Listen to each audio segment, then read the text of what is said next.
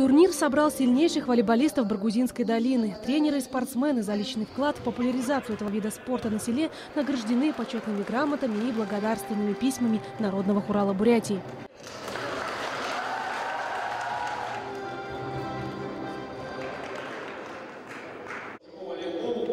Потому что по республике принято решение волейбол сделать ведущим видом спорта, игровым видом спорта у нас в республике.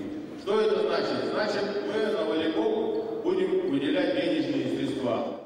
В турнире на призы депутата Народного хурала Анны Скосырской приняли участие 10 мужских и 8 женских команд. В результате принципиальных схваток первое место среди мужчин завоевала сборная Курумкана, второе Магойта и замкнула тройку лидеров команда Баргузина.